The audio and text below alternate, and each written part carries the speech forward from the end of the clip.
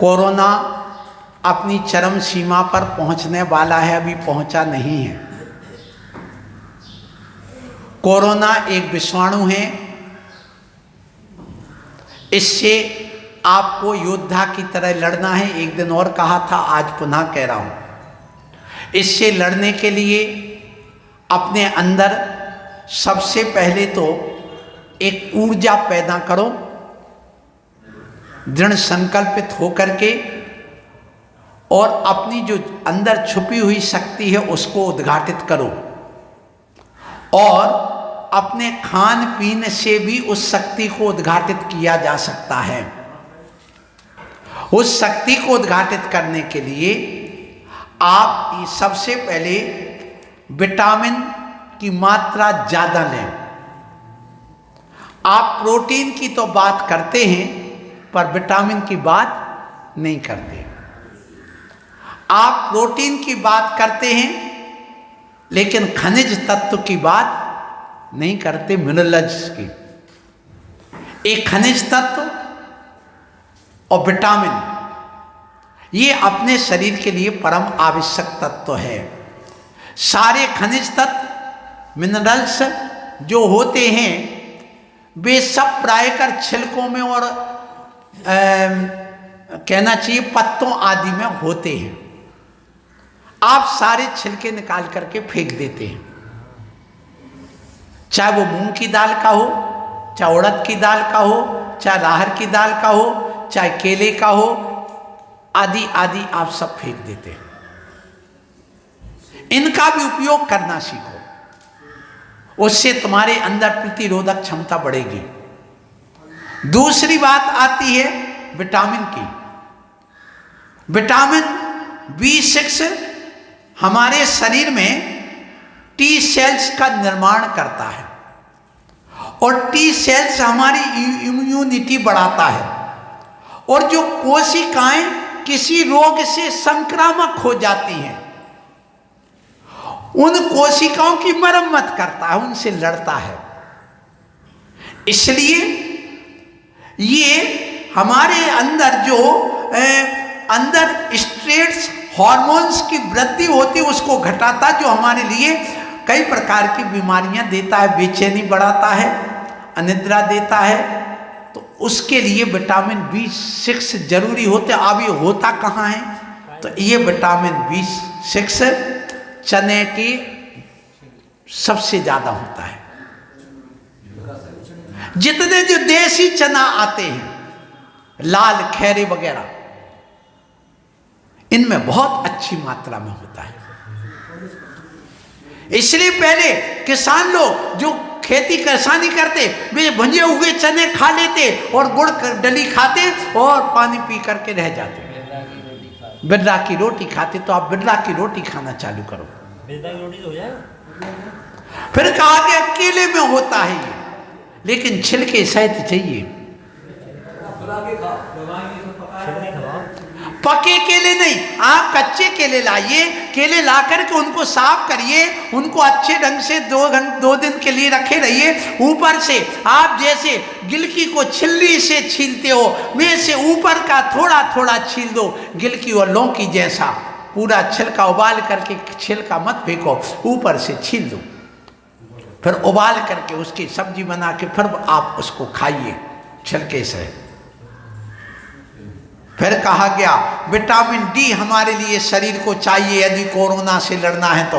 Vitamin D विषाणुओं से लड़ने में मदद करता है। और ये आज जितने भी महिलाएं, 40% महिलाओं को तो विटामिन D की कमी बनी ही रहती है। जैनियों को तो 80% जैनियों की महिलाओं को विटामिन D की कमी रहती है। क्यों?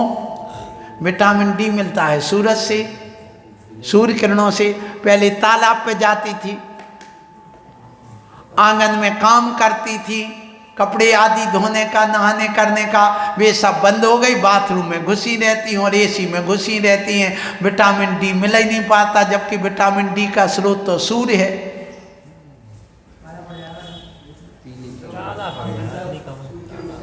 तो जो जो पीले पड़ रहे हैं इनको कोरोना सबसे ज्यादा हावी होना है। सो जो गोरी चमड़ी के पीछे पड़ रहे हैं वे दुनिया से करिया जल्दी हो रहे हैं, और जो करिया होने से नहीं डर रहे हैं वे कोरोना को करिया कर रहे हैं।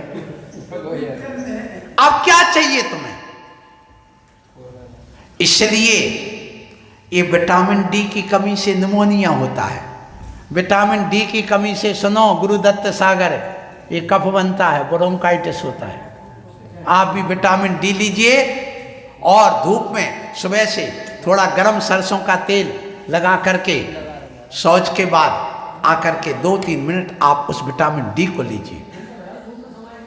इसलिए ये उससे बचना है तो आपके लिए ये उपयोग करना पड़ेगा। फिर कहा गया विटामिन सी, विटामिन सी हमारे फेगोटाइटिस कोशिकाओं का निर्माण करता है और वो जो आते हैं उनकी सुरक्षा करता है, और रक्त कणिकाओं में जो विषाणु होते हैं उनको दूर करता है, और पेट का पाचन आदि अच्छा करता है।